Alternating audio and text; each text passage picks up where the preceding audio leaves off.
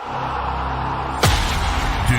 bleed green? Are you an ultimate Eagles football fan? Well, you're in the right place.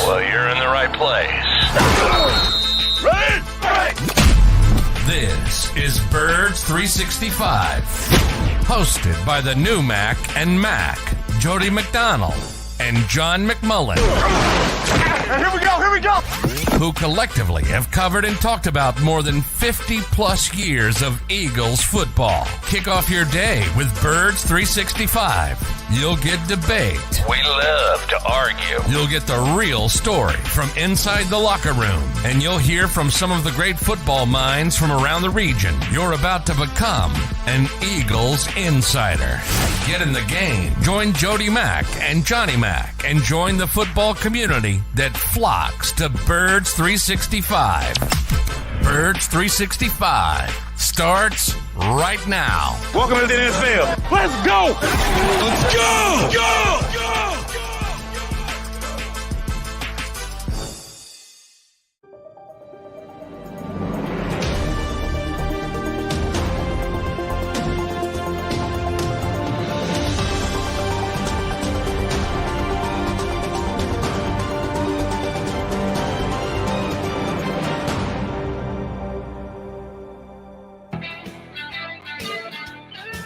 Tis a Tuesday morning here on Birds 365. A little bit of a trepidation Tuesday, as a matter of fact.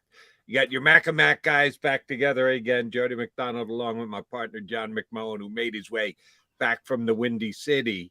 As you were coming back yesterday, Johnny Mac, did you know you were coming back to questions about the Eagles season because of the shoulder issues that Jalen Hurts is having? I did not. I knew he was banged up. He seemed okay after the game. But I knew he was banged up. I didn't know it was going to be a sprained shoulder that was going to cost him a game or two. So, it's not the best case scenario, but it's not the worst case scenario either. So, they managed to persevere in a trap game, whatever you want to call it. If you don't want a human nature game, as I've tried to coin it. I thought they showed a lot of disrespect for the Bears. Maybe the trap game was for the coaches. I think they showed a lot of disrespect for the Bears with that game plan in that weather. I really do. I think they took them for granted. But they managed to get it done, which to me is the most impressive part of this team, because even when they have off days, they still find ways to win. And we see it all over the league. Nobody else does that. Dallas, and they give up a 17-point lead to Jacksonville, lose the football game. And essentially, Eagles' magic number is 1 for everything, the NFC East, the number 1 seed. So all of that is positive. And the good thing is they don't need Jalen Hurts for this game. It's a little bit disappointing because it's Christmas Eve. It would have been such a big game. You finally would have gotten to see Dak Prescott and Jalen Hurts on the field together. If you're going to see it, even though the Eagles' Nick Sirianni was just on WIP, your other employer, Jody, and confirmed the sprained shoulder. So everybody calmed down about that nonsense that was going around about broken collarbones and all that. It's a sprained shoulder. It's not long-term. I get the feeling if the game was needed, he'd probably try to play through it. So I think it's kind of a good thing that it's not needed. But it's a little disappointing we're not going to see full strength versus full strength, because that was the Cowboys, not the Cowboys themselves, but the fans complained, oh, it's Cooper Rush and whatever it was week 6. So now it's going to be Gardner Minshew. Right. And the Eagles fans will say the same thing that the Cowboys fans said. Oh, so what? You beat Gardner Minshew. Exactly. So if there is to be a showdown between Dak Prescott and Jalen Hurts, it's going to have to come in the postseason. Those cataclysmic warriors, they're going to separate your program. There's no way he plays the end of the game if he's got a broken clavicle. So not only did he play, I don't even know where plays. I don't even know where that started, to be honest. But don't trust people who aren't around the team. That's all I'll say with that. If Well, somebody around the team says it, all right, you give it a little more credence. But if you see somebody you never heard of and throwing stuff out there, don't, come on. I agree with you, but I don't always trust the Eagles either. While you're right, you must check your source and weigh for yourself how much that person really has the ability to get quote unquote inside information. A lot of that goes on, and shame on anybody who goes down that road. But I don't always trust the Eagles either because they are that kind of a guarded organization. No, either do I. In fact, a perfect example, Nick said this morning also, we're not going to rule them out for Dallas, or essentially said we're not going to rule them out. Well, you can rule them out for Dallas. Yes. I mean, so I know what you're saying, Jody, but there's a common sense demarcation line there. Look, I mean, it does the Eagles no good to say, oh, he's going to be back for the playoffs if he's not going to be back for the playoffs. I mean, you're not losing a competitive advantage a month away. Everybody's going to realize what's going on for this particular week, and about saying, he's not going to rule them out. Yeah, that's sort of Nick's way of handling these things. And Right. it would be malpractice if the Eagles put them on the field against the Cowboys on Saturday. To be honest, they don't need the game. They don't need it. They want it. They're going to try to win. By no stretch of the imagination are they saying we're not going to try to win this game with Gardner Minshew. They have a tremendous supporting cast. I think the deepest roster in football. They could still win this football game. And by the way, that'll create another narrative for the system quarterback people if Gardner Minshew beats the Cowboys. But they're going to try to win the game, but they also know they don't need the game. Interesting dichotomy in that if you're Chris Sims, you actually have to be rooting for Gardner Minshew, right? I don't think Chris Sims is an Eagle fan. I think that he's got some DNA issues with Philadelphia, with his father being Phil, and as many great games between Eagles and the Giants. That's just my observation of listening to Chris Sims, the football insider, over the last several years. I don't think he ever gives Philadelphia enough credit. I don't know why, but you know what he said about Jalen Hurts. He didn't have him in his top 40 quarterbacks before last year started, and just last week he said, yeah, the Eagles would be just fine with Gardner Minshew. Which, Chris, I don't know if you pay attention to the betting markets at all. The Eagles went from a 1-point underdog to a 6-point underdog when it became obvious that Jalen Hurts was not playing this week. So, by the way, Vegas gets the information more than anybody. That's a problem for the NFL because that number went from 1 to 5, I think, and you're saying it's 6 now. Oh, it's 6. And 6.5. When I saw it, it was 5, and I'm like, what's going on here? What happened? Well, they knew what happened before I knew what happened. And that's, the NFL's embraced gambling now. They're trying to, make money off it. And that's really the only reason why they didn't embrace it before, because they didn't see a path to make money off it. That was the only reason, Jody. But now that they have a path to make money off it, they're fine with it. But still, okay, who's getting that information? How are they getting that information? The NFL might want to look into that because that could be an issue at some point. Right. And they probably spend a lot of money to be able to get that information as early as humanly possible so they can adjust their lines accordingly. If you're paying people to get it, there's some issues there. That's exactly right. So to take a stance of Gardner Minshew equals Jalen Hurts, Jalen Hurts equals Gardner Minshew. Vegas doesn't think so, and they got millions, if not billions of dollars on the line, Chris Sims. So, I do want to get back to something you just touched on earlier, and that's the play calling for the game. When I'm watching on Sundays, you're there, you're at the game, you're in the press box. I'm here watching it on TV and also attached to my social media and many other social medias. The second guessing was going on well before that game ever ended with the Eagles play calling in that game. for whatever reason, Miles Sanders didn't get a handoff until well into the second quarter, that they had thrown the ball as much as they had, and Jalen had run it as much as he had. You said you thought they were taking the Chicago Bears for granted and just thought, we can come out and do whatever the hell we want. We can throw it all over the lot. We can get up by 25, 28 points without breaking much of a sweat. That didn't happen. And, oh, by the way, eventually in the game, not till late in the third quarter, but Jalen Hurts goes down with the shoulder injury that he has, and he had a beating type of a day. And, oh, by the way, we found out after the game, and the Eagles should have known this while the game was ongoing, Jalen Hurts said he couldn't feel the football, that his hands were numb, that he was not used to playing in that kind of cold. Well, if that's the case, and he should have told his coaches about it, he's got to come over and tell Sirianni, tell his quarterback coach, tell Steichen if he's on the sideline, listen, I'm not feeling it today as well as I usually do. You adjust your game plan accordingly. It seemed like they threw it even more as the game unfolded. The first possession thereon after, it was not a good game as far, and it certainly the injury to Jalen's shoulder is part of it. But even if he comes out of that game 100% healthy, I'm still sitting here going, what exactly were they trying to accomplish with the play calling on Sunday?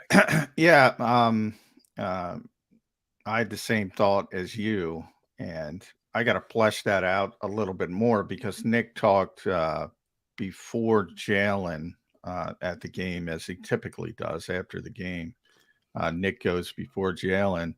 So we didn't know about the numb hands until Jalen came out. Right. So we didn't get a chance to, and Nick will talk to us later today, but so he'll get questions about that. Maybe we can flesh that out a little bit more. But yeah, I had the same thought as you. The guy's got numb hands, but in pregame, he was trying to glove. He was trying the Teddy Bridgewater look. He was trying to figure out, because it was bad. It was cold. I mean, it was Chicago cold. So people who've been in Chicago know there's a difference. And Jalen got that question. Well, it gets cold in Philadelphia in January because most likely the postseason's coming through Lincoln Financial Field. Yep. And he said, it ain't Chicago. And he's right. It ain't Chicago. So when that wind is coming off Lake Michigan and the wind chill was under 10, I think it reached 3 at one point. It is a tough place to play on days like that. And yeah, they came out throwing the ball, and that's why I said it showed tremendous disrespect. And by the way, talent-wise, like Chicago, I think people look, they didn't stop the run, blah, blah, blah. They got a bad team. I mean, they don't have a lot of talent. One of the few places they have talent is cornerback. Now, Kyler Gordon's a very young player. He's not played well. He's a rookie, but you can see his talent. Jalen Johnson's just flat out good. A.J. Brown can't talk enough about him. Talked about him during the week, after the game. He's got tremendous respect for him as a young corner in this league. And their front seven, is not good. We talked about the Robert Quinn trade. We've been talking about it for a while. Robert Quinn saw double teams because they had nobody else, Joey. They had nobody else. So they're like, well, let's double team Robert Quinn. And we saw Robert when he got here before he got injured. Not exactly the same Robert Quinn we all remember. So, yeah, I didn't get it. I didn't get the game plan. Now, I will say now here's where I deter from most people. The idea the Eagles should trash their typical offense and go to a traditional running game because Miles Sanders has 1,000 whatever yards. I think that's disrespectful. I mean, they have to run their offense. They have to do what they do well, and it's RPO based, and a lot of it involves Jalen Hurts. So when people point out that number, Jody, 17 runs, it's too many runs. It's too many runs. Well, first of all, and I haven't charted the game. I asked Damo before I came on. I was hoping he did, but he's not through it either. So I don't know how many design runs there were, but I do know there were 2 in victory formation, right? So cut it to 15. There were at least 2 quarterback sneaks. Both of them for touchdowns. So cut it to 13. So how many of those were RPOs? Nick talked about that after the game. That's where you're reading the player. You're reading the end. So if he does one thing, you give it to Miles. If he does another thing, Jalen's got to keep it. So conservatively, let's say half of them were RPOs, even less than half, because we're talking about 13. So 6 design runs, maybe? Right. But here's where you and I may verge and go different. An RPO call is a Jalen run. If he's got the chance to run the football, if it's his call as to whether to run the football or not, that counts for me as a Jalen run. Even if he hands it to Miles Sanders, it's a Jalen run because you're giving him the option to do so. I think in this particular game, Shane Steichen needed to protect Jalen Hurts from himself. You called the Eagle offense an RPO-based offense. Well, that all comes down to percentages. That comes down to how much you are going to lean on it. Every play is not RPO. They don't run no RPO. So it's a percentage of the number of snaps they take every single week. Running game. I'm telling you on Sunday, I believe their RPO was overdone, overused, that they shouldn't have even given Jalen a chance to make the decision for himself that he's going to end up keeping the football running it. Well, what I'm saying is the running game is RPO based. The Eagles' running game is RPO based. That's what it's built on. That's what generates its success, and a lot of that has to do what they say it all the time, the so-called +1 of Jalen Hurts in the running game. See, where I diverge, where I take a turn from you, that anybody's definition could be the definition. Like, it's not Jalen's decision specifically. He's supposed to read the end, and whatever the end does, that's what he does. He reacts to that. So it's not like he can go off base and say, oh, you know what? I'm going to play hero football, and I'm supposed to give it to Miles Sanders, but I'm going to keep it and play hero football. I haven't seen evidence that he's done that. That's sort of like a Carson Wentz thing. He reads what he reads, and that turns out to be the play. But that, to me, is not the issue. People can have whatever definition they want of an RPO and what that means to the running game. Nick will say, and it could be his own read, it might not even be an RPO. And Nick will say, when he talks about the passing game, you have a pass option. It can go in the passing game. The Eagles call it a run-pass-run option because they can give it to Miles, they can pass it, or Jalen can keep it. So they have the extra layer to it as well. But my issue is with people that say you should turn into Earl Campbell in week 15? What are we? All right, we're going to scrap everything that's made us a 13-1 team, and we're going to play football with Earl Campbell and turn, that's what I'm saying, Jody. You don't change to protect the quarterback. You don't change to that's not how you play this game. Jason Kelce will say it all the time. You can't play this game afraid. You can't play this. The minute you do is when you're going to get hurt. So you have to play your offense. So I don't have a problem with that. I don't have a problem with that part of it from the Eagles' perspective. The game planning I have a problem with is the heavy pass load. They didn't take into account the weather. There was too much hubris that they could do whatever they want because they are a 13-1 team playing maybe the worst team in the NFC. And I thought they thought we can do whatever we want and we'll get the 3-touchdown lead and then we'll bleed the clock. I think that was the plan. And when they showed up, and the wind chill is 3 degrees and the wind is whipping off Lake Michigan. I mean, come on. And the quarterback's hands are numb. Did he not tell the coaching staff? Again, we'll ask Nick Sirianni that today, but that is what I had a problem with. Yeah, you and I do see it a little differently. And you used the right word to take your position, change their offense. I'm not suggesting they change their offense as you just described it. Get into the eye and just hand it to the running back coming. The quarterback turns his back on the line and hands the ball off to the running back. No, that is uncalled for and foolish. But you should be able to adjust your offense. And if adjusting your offense serves to protect a quarterback that you desperately need, who is now playing with an injured shoulder, I think that's incumbent on them to do. They can't just say, well, we got the 13-1 doing it this way. And if Jalen got hurt, well, tough, you know what? We're just going to continue to do it this way because we won 13 of our 14 games. Well, now you're going to do so with Gardner Minshew. I think they were going to play the way they're playing, and Nick kind of alluded to that this morning as well. And we got to get to our buddy Les Bowen, but he kind of alluded they're going to play till they get the number 1 seed. They're going to play Eagles football till they get the number 1 seed. Then they're going to rest people. That seems to be the plan. I personally don't have that much of a problem with that plan.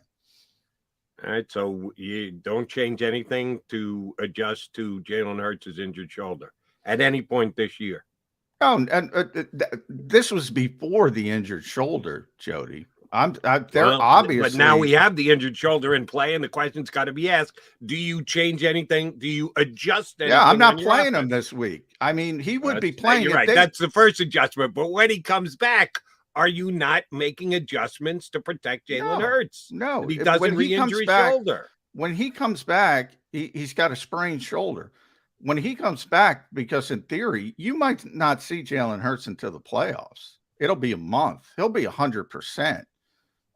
If they don't need week 18, he's not playing. He'll be 100% by the time to play. Now you got to worry about rust and things like that. But no, not at all. I mean, yeah, if they needed this game and he had to play, then you got to adjust things to account for the injury. Dak Prescott went through this a couple years ago when he came here. You know, he had that streak. Now people forget he had that streak where he's had a lot of injuries, but he had played 16 games. He had played, I think, 4 consecutive years, never missed a game. And then he got hurt and he had to play with a labrum injury. He was a disaster, but they put him out there. They would have to adjust if Jalen was playing this week, but he's not playing this week, no matter what they say. Right. And then comes a bigger, and I understand you're in a Super Bowl push. You're trying to get a championship. We also need at some point to talk about the big picture of Jalen Hurts as the quarterback of the Eagles in 23, 24, 25 in the contract. And is he going to be a player who you're going to have to at least keep in mind the possibility of injuries? There's a lot of different layers to this. All right, we'll come back. Mac here with you on Birds 365. We do have him waiting in the green room, and it looks like he's got green on. Our good buddy Les Bowen's going to jump in with us here on Birds 365. Post-game show with Seth Joyner. I knew that they had a running game. Derek Gunn. He has put in the effort. Devin Caney. Had we not won the Super Bowl, what would we be saying? And Mike Missinelli. Well, you know who Philly is. Post-game, now streaming on the 6ABC family of apps.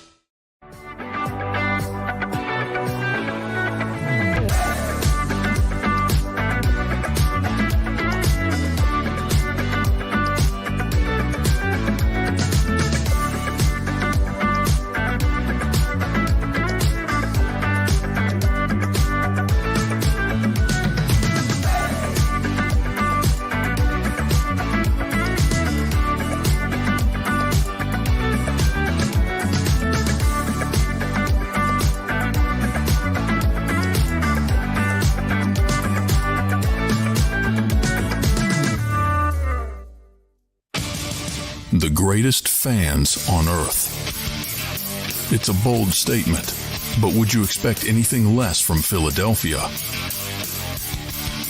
58 years of heartache creates a toughness, a grit, a resolve not found in most. Sure, our prayers were answered, but now that we've had a taste, we're looking for more. Pondley Hockey, official partner of the Philadelphia Eagles. Number 1, Jeff D'Ambrosio. Destination Downingtown is rolling back prices for a December to remember. For a limited time, you can own, not lease, brand new 2023 Jeep Wranglers for only $30,995 or $339 per month. New Rams starting at only $30,995 or new Ram 1500 Bighorn Crew Cabs $189 per month. Zero down can deliver. Get the price you want, the selection you need, and the VIP treatment you deserve. Jeff D'Ambrosio, Destination Downingtown, Big Finish Sales Event. Did you know taxes could be your biggest expense during retirement? Are most of your assets in tax-deferred accounts like IRAs and 401ks? Taxes are historically low today, but we're facing significant headwinds in the future. Do you have a plan? The Thrive Financial team has more than 100 years of experience helping people across the Delaware Valley with forward-looking tax planning. Learn how to shift your money from forever tax to no or low tax accounts. Get your Thrive Retirement Tax Playbook today. Go for the beers. Go for the cheers. Go for the hit and the hits. Go for the scene. Go for the screens. Go for the gallery. Go for the win. Go to Ocean.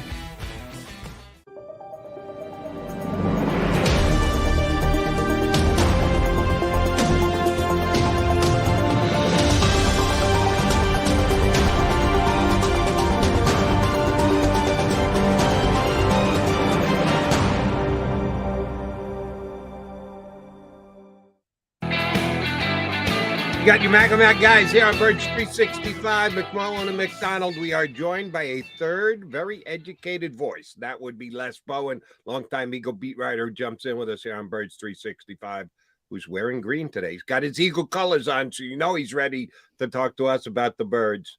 Les, I want to start here. If you were still on the beat, having to come up with stories every single day, would you by now have cultivated a source at a betting outlet to get updated injury information? That'd be the way to go, man. Hadn't thought about that. That was never a part of the calculation when I was a beat writer.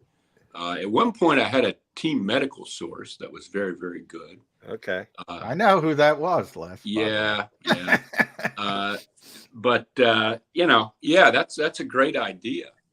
But I have, before we get too far going here, I have a good story for you. So please. My wife and I were in Colorado over the weekend visiting our son, and we flew home yesterday. And this hasn't happened to me probably in a year, 2 years, 3 years. We got frozen less.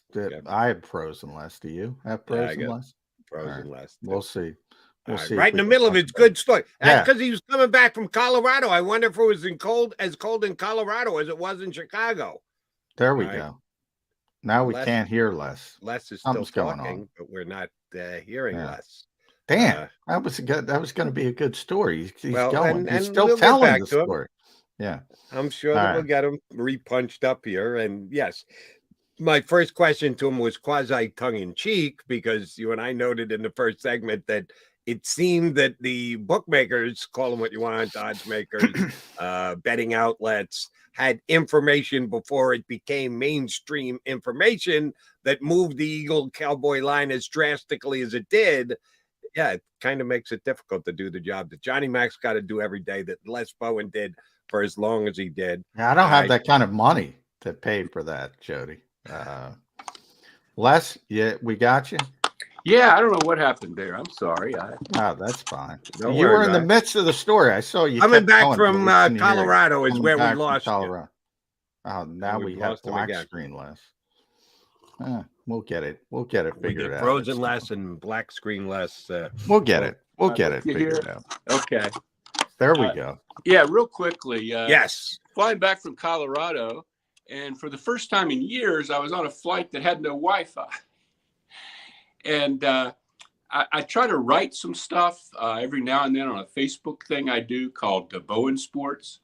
And I thought, well, I'd love to have Wi-Fi so that I can do this, I can be up to date on everything that's happening while we're flying, but I can write this anyway, it's not like anybody got hurt Sunday or anything like that. So I write this thing, while I'm on the plane, and I can't post it because I have no Wi-Fi.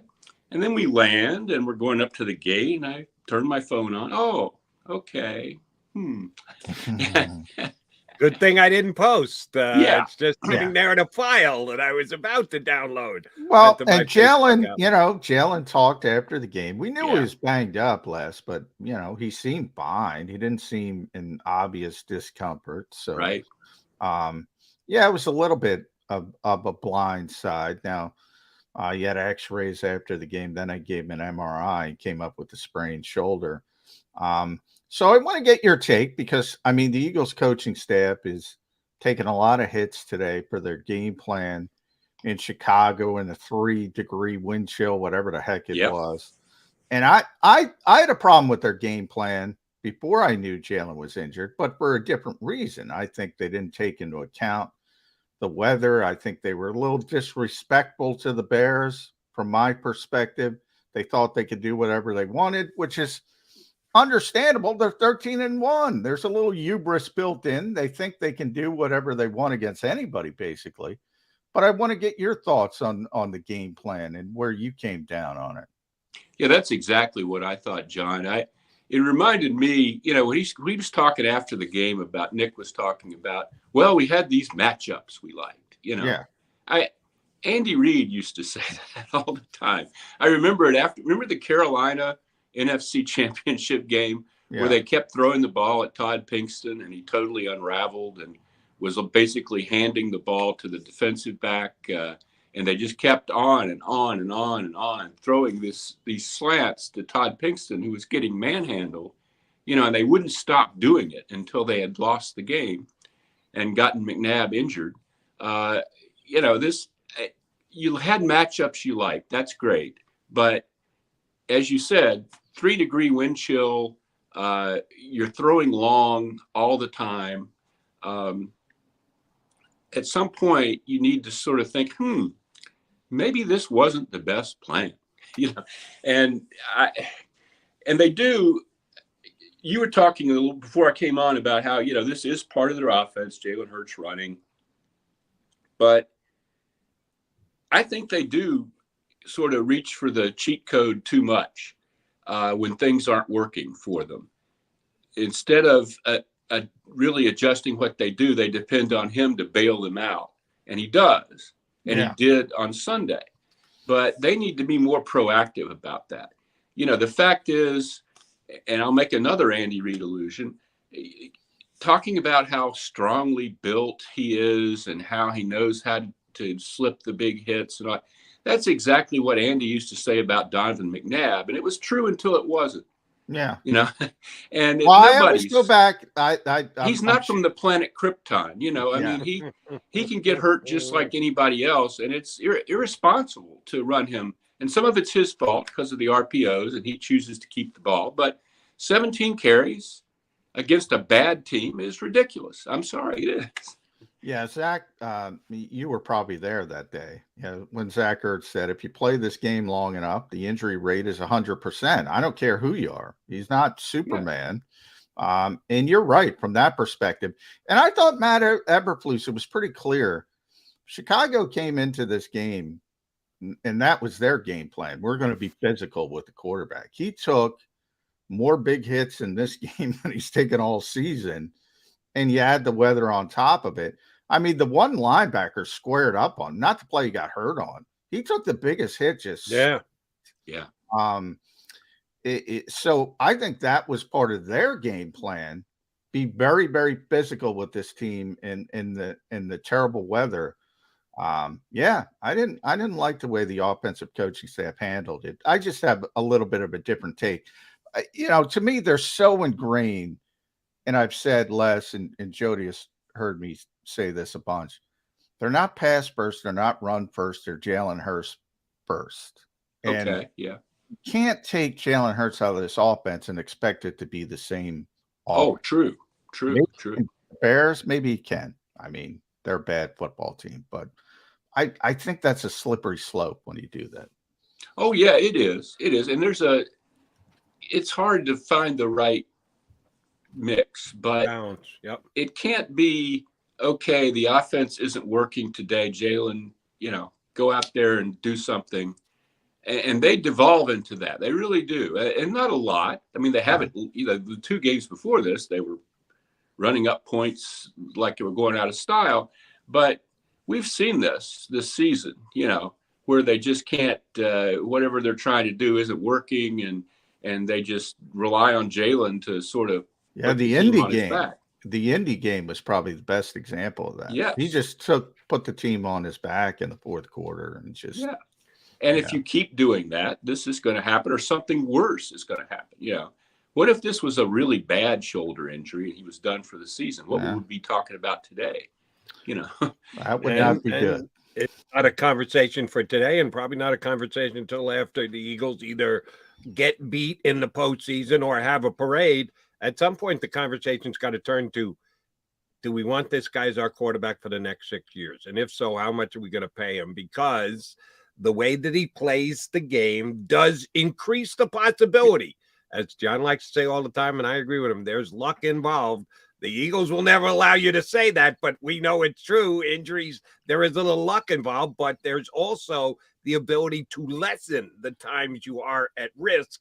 And Eagles have to weigh that in the decision to handle Jalen Hurts and his contract going forward. But again, that's a conversation for another day. It is supposedly a happy Tuesday down at Eagle Land today. And one guy who can actually probably be pretty happy is Jonathan Gannon. We're sitting here and questioning Sirianni and Steichen on the offensive play calling. The defense showed up again on Saturday. The Bears quarterback is a freak of nature. So, all right, he ran for 90 yards. Johnny Mack correctly said, over 75, Jody. You said the number too low at 75. Easiest bet of the week for me. He had that at half. So he's a freak of nature. We acknowledge that, and no defense has been able to just shut him down running. 6 more sacks this week, Les. Yeah. And again, doing so without the quote-unquote blitz. Who the hell cares how many times they blitz if they get 6 sacks a week, 3 guys with 2 apiece? Did Jonathan Gannon have to hold back a smile when he talks to the media this afternoon?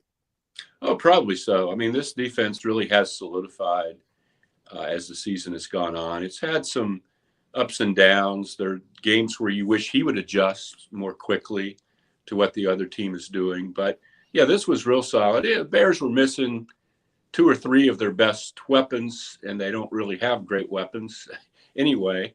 But, the defensive line has – and I was kind of worried about that defensive line early in the season. I didn't think it was really living up to its billing, but they brought in a whole bunch of new people.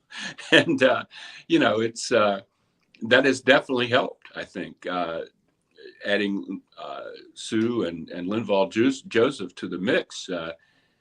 Suddenly you're seeing Hassan Reddick romping around free and Josh Reddick has been great, by the way. Yeah. Man. Jody, you were right on that one. I'll give you. Yeah, the Hassan Reddick thing, I was certainly pulling for him. It's a compelling story. But his career has been so odd in the NFL, especially. That was one that I kind of wondered about going into the season, if he was really going to have that kind of impact. Yeah. But hey, I was wrong. Yeah, he certainly has. He certainly has had a tremendous impact. And I lobbied for the Eagles to get him last year. He didn't have to do Jody was ground floor on a stop over in Carolina. He should have been here in Philadelphia last year, as a matter of fact. But the Eagles did get him for this year, which is the most important thing. And I know he's a little undersized, but he's physical. Yeah, he might be giving away 10 pounds to most defensive ends, but he plays a physical game. He's one of the fastest guys. If your last name is in Bosa, he might be as fast as anybody else in the National Football League coming off the edge. But he makes physical plays too and separates guys from the football. He got more forced fumbles again this week. Yeah, and that's a great, if you can do that, that's gold. I mean, that's worth more than sacks to me. Being able to poke that ball out, that's a big deal. Yeah. What impressed me most about the defense and Jonathan Gannon was not the pass rush, because Jody talked about Justin Fields. Unbelievable. I don't think I would ever say this, but I'm going to say it. I think he's a better runner than Lamar Jackson. He is unbelievable running the football. Never seen anything like it. Boy, is he slow processing in the passing game. Yeah. I mean, painfully slow. I mean, he holds on to the football. Now, part of that might be They have bad receivers. I was going to say, receivers. He's waiting for somebody to get open, and nobody gets open. Yeah, but he holds on to the football. So you're going to get a lot of sacks against him. And the Eagles have had that in recent weeks with Daniel Jones as well, Ryan Tannehill as well. I didn't see this coming from Jonathan Gannon. Well, he flat out told me it wasn't coming. And that's Avonte Maddox at safety. Now, everybody came into this game. We lost Les for a second. Can you hear me, Les? Can you hear me?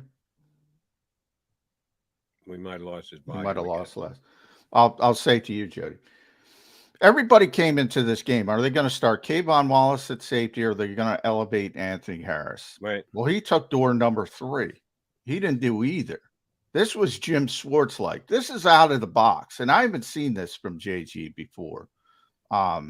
So basically, when they went with 5-man fronts and they weren't concerned with Fields in the passing game, and they shouldn't have been for the reasons I just talked about. So they didn't play a lot of nickel. So when they weren't in nickel, they put Avonte at safety. And when they needed a nickel, they put Avonte back at nickel and let Kayvon Wallace play. I didn't see that coming, Les. I didn't think he had it in him. I mentioned that's like Jim Schwartz out of the box. We don't know it's coming. But that's when Jim moved Avonte Maddox back to safety when he was a rookie. Nobody was like, what are you going to do with safety? And all of a sudden, Avonte's back there. Yeah, that was slick. I like that very much. I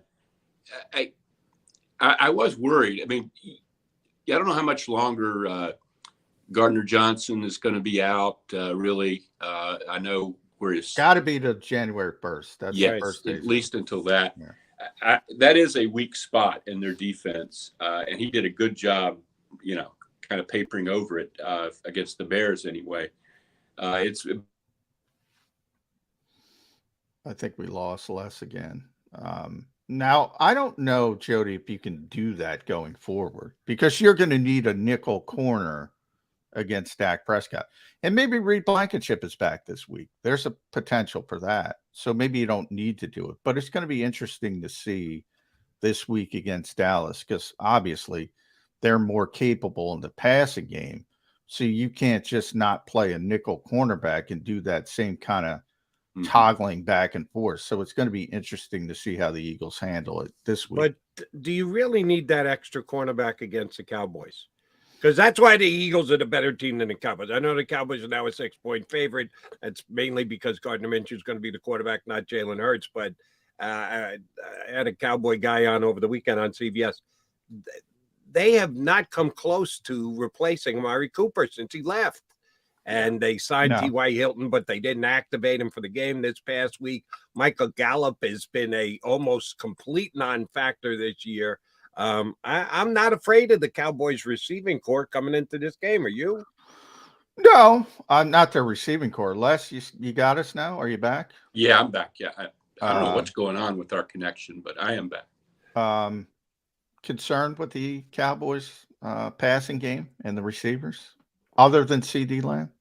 Not, CD Lamb is for real, and I guess the tight end is pretty good, but no, not too much. And it's just so richly ironic that the Eagles are going to try to do this with Gardner Minshew when Dallas came in here. Yeah, Cooper. And purposely played the backup, even though Dak was probably ready to play. They let Dak start the next week against Detroit, which was not the Detroit we're seeing right now, but the Detroit that nobody couldn't beat anybody. And then use that as an excuse when the Eagles won as well. Yeah, if we'd had Dak, we'd have won that game, So it would be hilarious if Gardner Minshew went to Dallas on Christmas Eve and won. And even if he doesn't, I think it's pretty savvy, because this matchup, as much as it's been billed, it doesn't really, this isn't the playoffs. Both of these teams are in the playoffs already. The Eagles only need to eat one of these last 3 games to get the number 1 seed. I mean, the Eagles really, the fans need to win this game against Dallas, but the Eagles don't need to win it, really. And, winning this matchup is a lot less important than winning the matchup that you're probably going to see, at some point in January. And it might be good to save a few cards in the deck, to not have Hurts out there and, give Dallas the backup and see how they handle that. I want to get back to something John and I were discussing earlier, and you just touched on it briefly, Les, and that's the decision for the game for whatever reasons. John's used the word hubris a couple times so far, which could very well be attributable. How do you just not come in and give Miles Sanders 20 carries in this game? I know that, and this is a question for both Shane Steichen and Nick Sirianni and Jalen Hurts. The Bears can't stop anyone on the run. He's coming off his best game ever as a pro as Miles Sanders, and he doesn't get the football once till 6 minutes left in the second quarter. How does a decision like that come around? John's given us his opinion on why the Eagles went down the road that they did. What would you suggest, Les? Well, they said they liked these matchups they had on the outside with the receivers. And I guess they were really thinking they would bury the Bears early, get a huge lead and, maybe not take the starters out again like they were able to do the previous few weeks.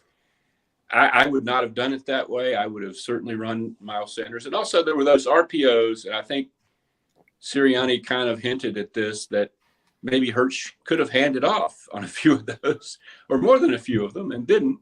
I don't know what to make of it. I think he certainly should have had more carries. There was talk that the Bears had really stacked the box. Yeah, I get that. But to me, if they stack the box and you want to run, then you just bring in, more tight ends and Andre Dillard as an out tight end and stuff like that, and you even up the box. I would have certainly gone more with Miles Sanders against this team. The fact that he fumbled, and I think his fumble was a key event in the game, really making it so close in the third quarter, sort of works against that, but maybe he wouldn't have fumbled if he'd have gotten. Yeah, maybe if he had a feel for it by that point. Yeah. Well, I do think if he hadn't fumbled, this would have been the kind of game we all expected. They were up 17-6 and pulling away, and I think they would have won very, very, very comfortably had he not fumbled, but he did. Yeah, and it had early. It had a bit of a Washington vibe. Same thing, and the fact that the time of possession was so out of whack in the first quarter. I think the Eagles had the ball for like a little bit over 2 minutes in the first quarter. Because Chicago, they deferred. Obviously, Jody, they won they're back winning the coin toss. They deferred. Chicago went on a which, by the way, I got a tweet about that. I would have done the same thing as Sirianni did. I got no problem with his decision. My big, and I take a lot of grief for this last because I second guessed the coach. The fact that I think it's by rote. If they win the coin toss, they automatically defer. They don't even contemplate it. It's just a given that they're going to buy into the analytics, which annoys the snot out of me. But there are certainly weeks where the play is to defer. So I don't always say the Eagles have to take the ball first. And I just say you got to at least give it 2 seconds of thought before you make your decision. Yeah, I'm only pointing out Chicago had the long drive. Now, they didn't score, but they had a pretty long drive on their first drive. And I think they failed to convert on a 4th and 2 or 3 or whatever it was. And the Eagles took over. And then they converted 1 first down. On the third play was the big pass to Devontae Smith, and then the interception. So it was 4 plays. Chicago got the ball back again. They converted, I think, 2 first downs. Again, they didn't score. Then the Eagles were back, and it was incomplete, punt. And that was it. That was the first quarter. That was it. So they had the football for 2 minutes, essentially.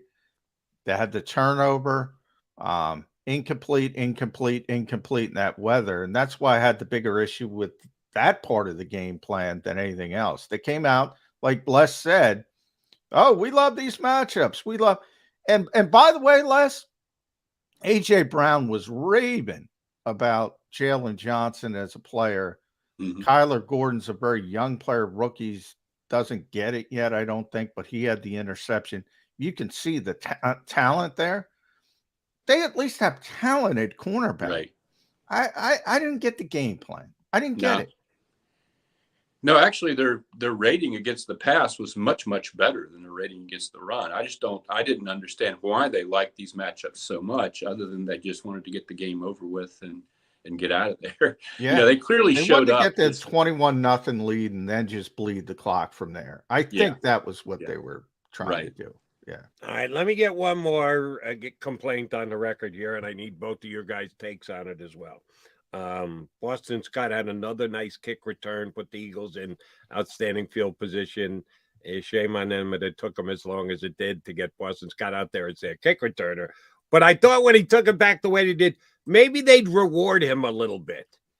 He got 0 touches on Sunday. 0. Goose egg. Other than his kickoff return, he did not get a handoff. He did not get a ball thrown his way in the passing game. A 0-touch game for Boston Scott. Last year, in 6 of the Eagles' 17 games, he got double-digit carries, more 10 or more. He has had none this year. No Boston Scott double-digit carries. Why is Boston Scott buried on this offensive chart right now, guys?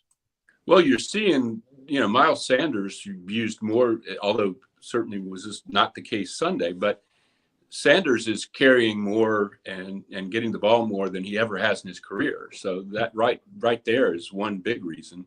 And they're using Kenny Gainwell a lot. And I kind of go up and down on Kenny Gainwell. There are times when he makes nice plays. There are times when I wonder, why would you use Kenny Gainwell on this type of play? He's not a power back. He's not a big. He isn't even as powerfully built as Boston Scott, even though they're both smaller guys. I think those are the two. I think he's behind Sanders and Gainwell at this point. He's kind of a role player, and they don't always have a role, but probably they should have Sunday after everything we've spoken about Jalen Hurts. 4 or 5 Boston Scott carries would not have gone amiss to me. I will say this about Boston. He should have been the kick returner from day one. Yeah. I don't know why it took him so long to figure that out. At Les Bowen, follow Les on Twitter. He's still writing at Facebook there. I know I want to get Les for JAKIB Sports, but I know you need that credential. The Eagles are stingy with credentials, and they are. Yes. Les Bowen should be credentialed. I don't think there's any doubt about that, but I'll leave you with this final one, and that's about Gardner Minshew and the fact that this is a really good backup quarterback, Les. I think this is a top 5 backup quarterback, and if you force me to list the top 32 quarterbacks in the world, Gardner would be on that list. So I think he deserves to be a starter in this league somewhere from a meritocracy standpoint. Now, I'm not, he'd probably be bottom 5, but he's not terrible. No. Don't give up hope with Gardner Minshew. You agree with that? Oh, absolutely. If Dallas's defense plays the way it played against Jacksonville last weekend, Gardner Minshew can win this game. Dallas is having some trouble here. Their defense was really fearsome earlier in the season, and they're second overall in sacks, I think, but that's not happening right now. They've kind of run out of gas a little bit defensively, it looks like. I'm not watching their games. I'm reading about, what the reporters there say. But, Minshew is a very capable. We saw him, he played very well. It was the Jets, yes. But he came in. It's very hard to play like that when you don't really play all year. Your timing isn't down with everybody and all that stuff. He'll have a decent week of practice this week to get ready, and I expect him to play reasonably well Saturday in Dallas. And if the Eagles defense does its job, I think he can win this game. Now, I thought about this last night when I was doing my show on WIP.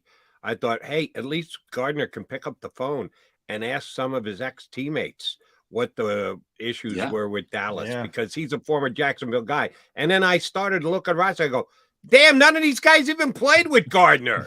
The NFL is such a turnover league. He just left there last year, and the Jags under Dougie P have pretty much changed the entire roster. So if Gardner's going to get it done, he's going to get it done on his own.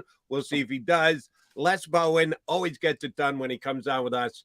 Les, appreciate it. Feel free to keep your Eagle green on all day. Okay, thanks very much, Jody. Take care, You guys. got it. That's Happy Les holidays. Bowen. You're with us on Birds 365. Couple connection issues, but we worked through that. All right. Quick point of view. I'm just going to give you a tease here, Johnny Mac, by asking you a question.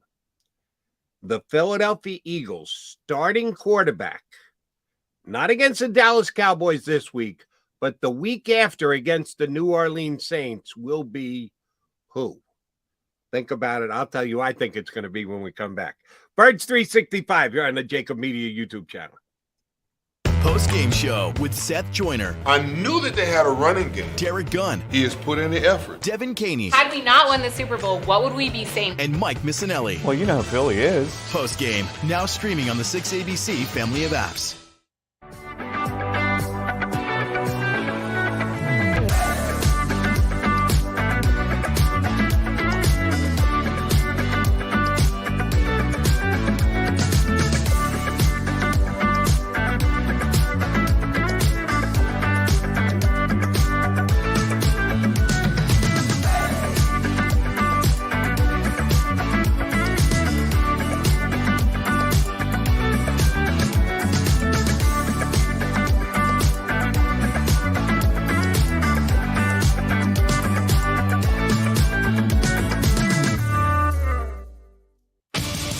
The greatest fans on earth. It's a bold statement, but would you expect anything less from Philadelphia? 58 years of heartache creates a toughness, a grit, a resolve not found in most. Sure, our prayers were answered, but now that we've had a taste, we're looking for more. Pondley Hockey, official partner of the Philadelphia Eagles. Number 1, Jeff D'Ambrosio. Destination Downingtown is rolling back prices for a December to remember. For a limited time, you can own, not lease, brand new 2023 Jeep Wranglers for only $30,995 or $339 per month. New Rams starting at only $30,995 or new Ram 1500 Bighorn Crew Cabs $189 per month. Zero down can deliver. Get the price you want, the selection you need, and the VIP treatment you deserve. Jeff D'Ambrosio, Destination Downingtown, Big Finish Sales Event. Did you know taxes could be your biggest expense during retirement? Are most of your assets in tax-deferred accounts like IRAs and 401ks? Taxes are historically low today, but we're facing significant headwinds in the future. Do you have a plan? The Thrive Financial team has more than 100 years of experience helping people across the Delaware Valley with forward-looking tax planning. Learn how to shift your money from forever tax to no or low tax accounts. Get your Thrive Retirement Tax Playbook today. Go for the beers, go for the cheers, go for the hit and the hits, go for the scene, go for the screens, go for the gallery, go for the win, go to Ocean.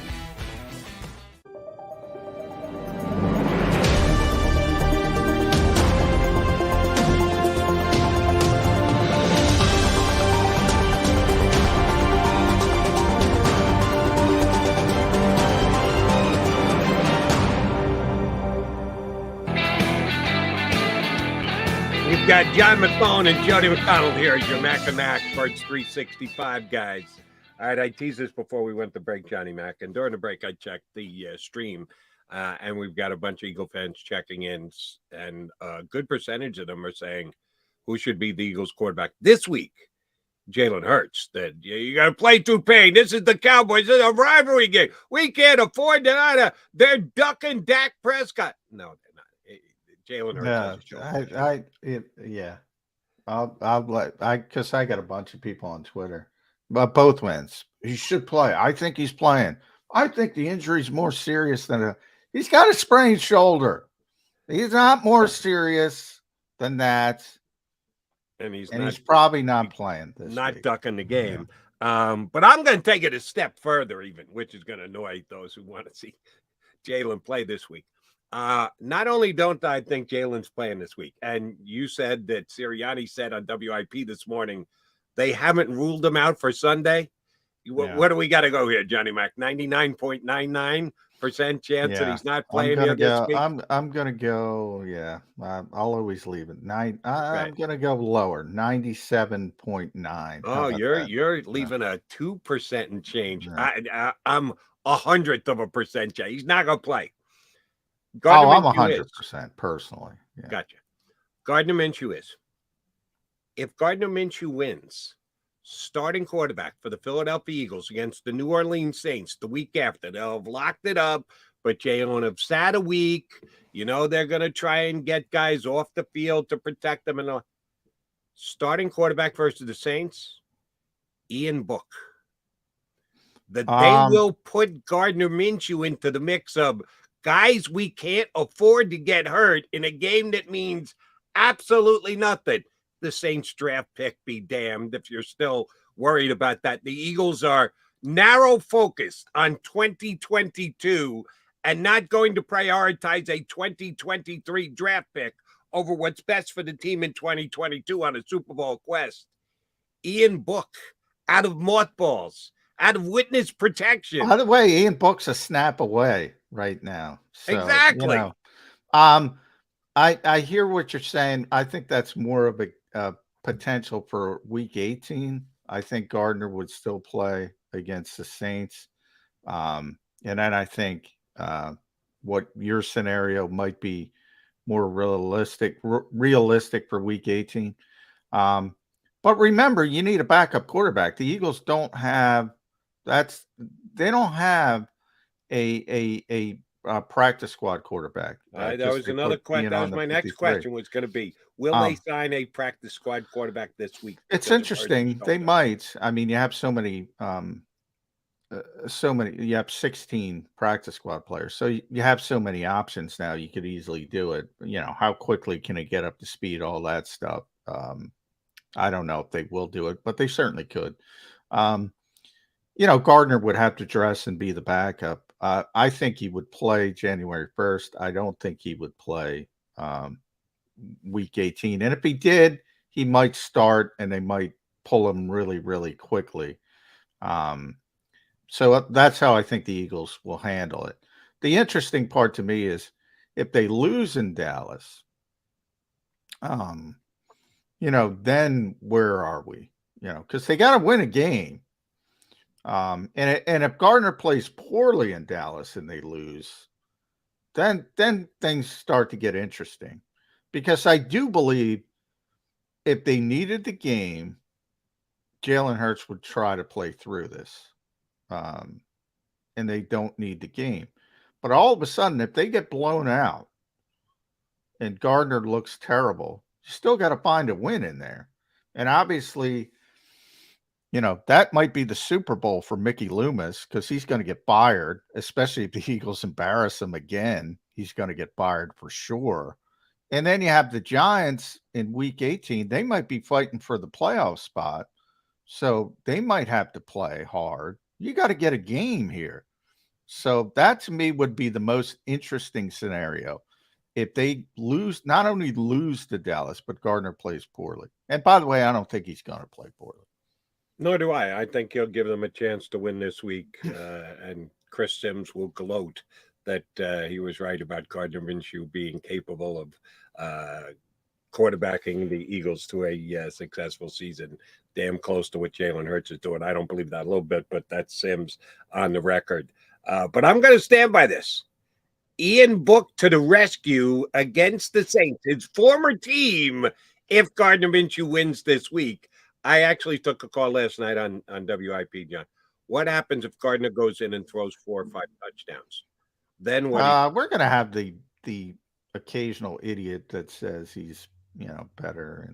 And you have the same thing after the Jets game. Now, Jalen was much less. Jalen wasn't an MVP candidate when Gardner went in and did what he did against the Jets. He was much less entrenched, obviously. Yeah. But you had the same thing. Yeah, you'll have the occasional. I mean, this city, most cities, love the backup quarterback. This city more than most because of Nick Foles. Yeah, they'll be but very few. But they'll be the odd idiot out there, no question. Very few, though. Very few. Here's my question to you about Gardner and the Eagles' play calling. They just plug him in, and well, we know they're not going to have as many designated running plays. But is he going to run the same, you called it RPO-based running game this week, or do they adjust it at all because it's not Jalen Hurts, it's the quarterback of the offense? No, I think they have to adjust a little bit. Now, Gardner has more mobility than most realize. I mean, he's a pretty mobile guy. He's not Jalen Hurts. He's not Justin Fields, but he's also not, stone put Mike Glennon in the pocket. I mean, he can move a little bit, but yeah, you're not going to be as effective on those RPOs. He doesn't have the Jalen Hurts capability, so you got to tweak it a little bit. And I think Dallas Goedert's got to be back. That's going to be big because, and that was a surprise to me. I guess maybe that was based on opponent and maybe weather and why they kept Dallas out of that game. So they were smart enough to know the weather might be disadvantageous. Yeah. Well, that's why I got a problem. Didn't know the weather could potentially have a disadvantageous effect on the quarterback. Well, that's part of the hubris part of it. I think opponent had something to do with it as well. And they thought the Bears aren't good. Let's be honest, but they're still an NFL team. And Nick Sirianni plays that lip service. It's not like Alabama's scheduling, Furman or whomever. Any NFL team can jump up and bite you. The Houston Texans, the 1-12-1 Houston Texans, had the Chiefs on the verge. Chiefs had to go to overtime to win that football game. So anybody can beat anybody in this league. Everybody pays lip service to that, but I think the Eagles took the Bears a little bit for granted, and they were able to get it done and persevere, so they deserve credit for that. But I bring up Dallas because obviously the Eagles ended up with 300 passing yards, but it was all to basically A.J. Brown and Devontae Smith. The other receivers, Quez had 4 receptions for 6 yards. Kenny Gainwell, 2 for 9. Jack Stoll, 1 for 6. Miles Sanders lost 13 yards. I mean, they got nothing from anybody else in the passing game. So it's time to get Dallas Goedert back, and that'll be a big get back for the Eagles. And a big get back, not get back because Gardner hasn't been playing, but he'll be big for Gardner Minshew.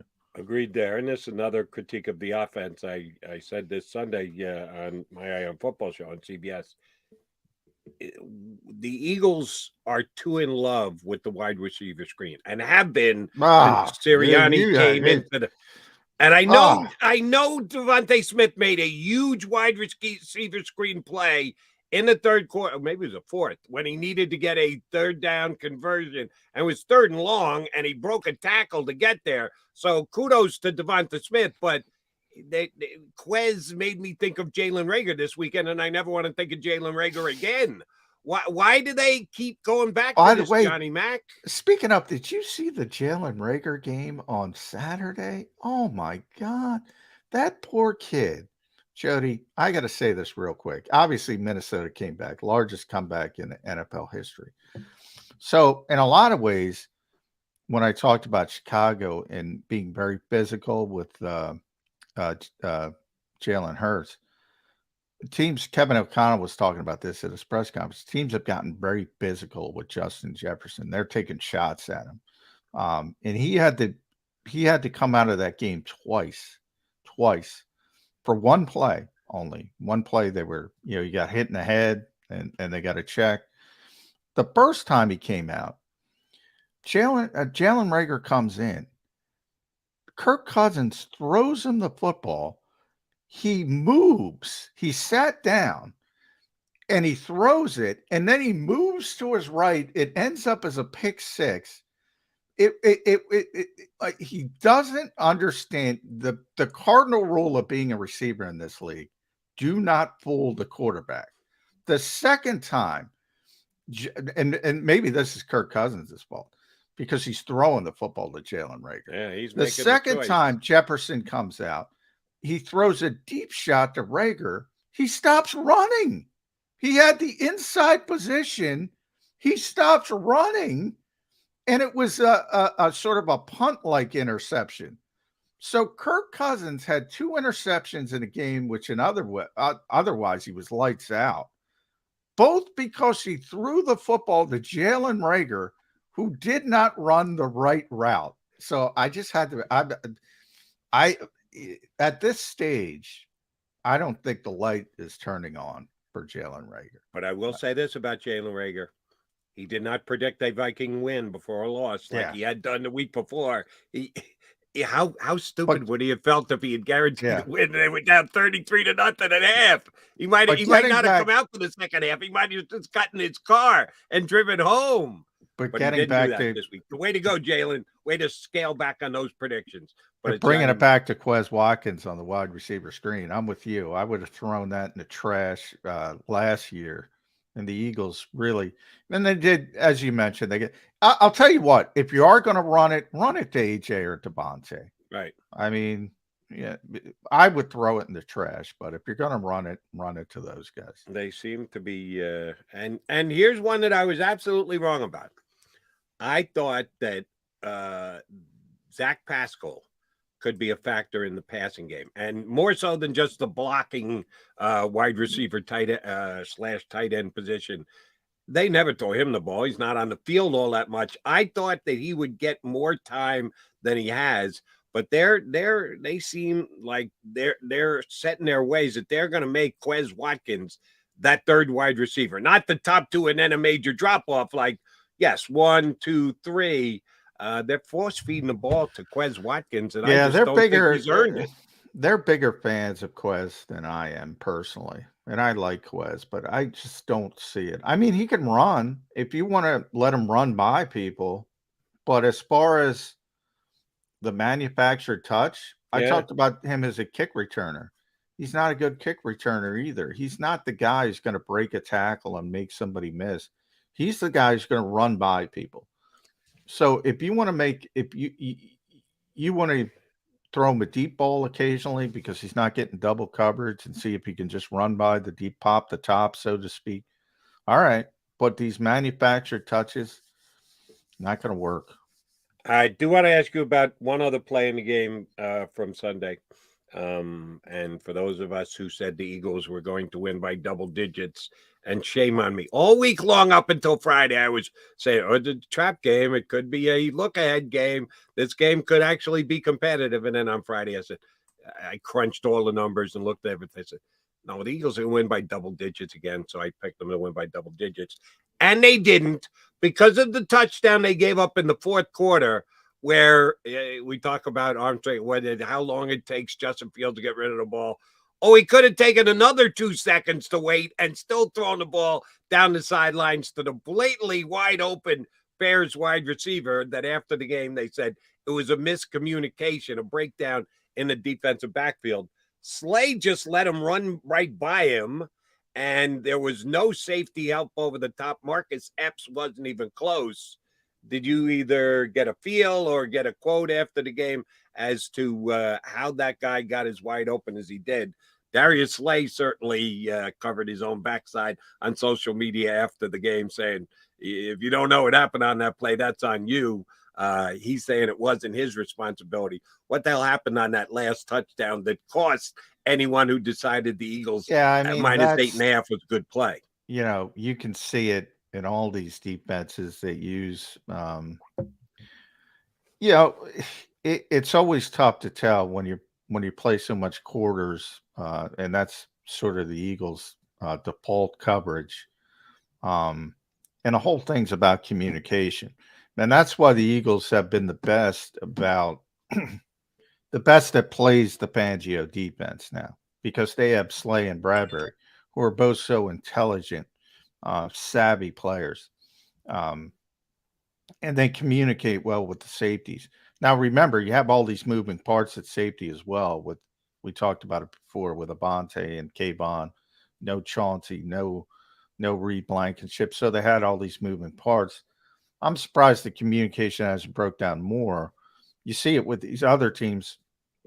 I just talked about Rager in Minnesota.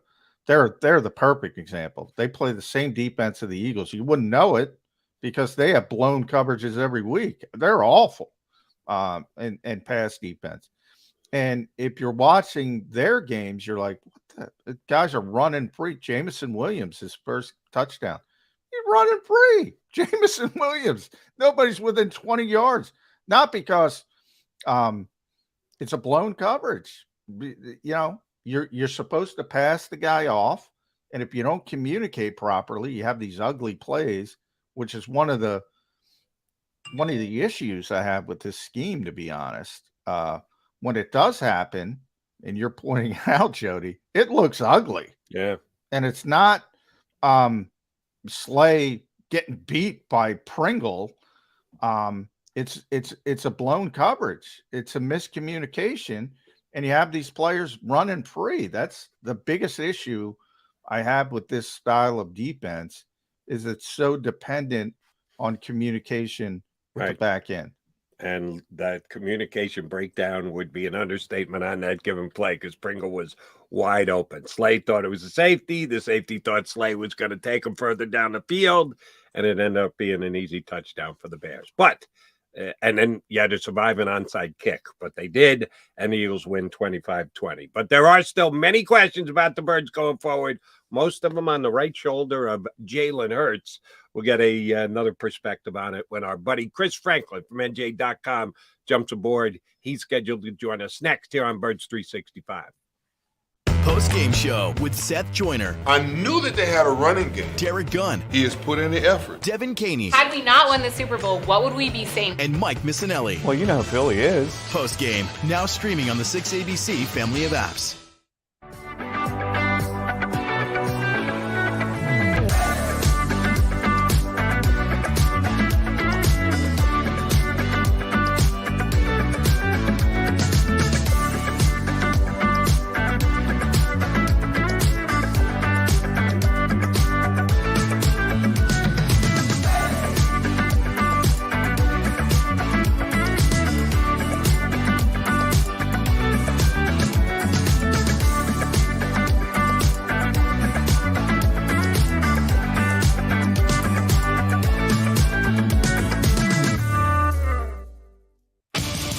The greatest fans on earth. It's a bold statement, but would you expect anything less from Philadelphia? 58 years of heartache creates a toughness, a grit, a resolve not found in most. Sure, our prayers were answered, but now that we've had a taste, we're looking for more. Pondley Hockey, official partner of the Philadelphia Eagles. Number 1, Jeff D'Ambrosio. Destination Downingtown is rolling back prices for December to remember. For a limited time, you can own, not lease, brand new 2023 Jeep Wranglers for only $30,995 or $339 per month. New Ram starting at only $30,995 or new Ram 1500 Bighorn Crew Cabs $189 per month. Zero down can deliver. Get the price you want, the selection you need, and the VIP treatment you deserve. Jeff D'Ambrosio, Destination Downingtown, Big Finish Sales Event. Did you know taxes could be your biggest expense during retirement? Are most of your assets in tax-deferred accounts like IRAs and 401ks? Taxes are historically low today, but we're facing significant headwinds in the future. Do you have a plan? The Thrive Financial team has more than 100 years of experience helping people across the Delaware Valley with forward-looking tax planning. Learn how to shift your money from forever tax to no or low tax accounts. Get your Thrive Retirement Tax Playbook today. Go for the beers, go for the cheers, go for the hit and the hits, go for the scene, go for the screens, go for the gallery, go for the win, go to Ocean.